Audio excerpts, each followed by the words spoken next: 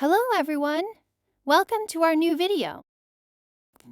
Today, I'll show you how to create a group on WhatsApp.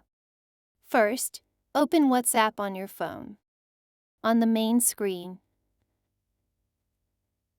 tap the Chats tab at the bottom.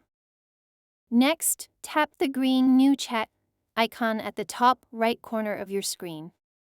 Then, select New Group from the options that appear. Now, choose the contacts you want to add to the group. You can select multiple people.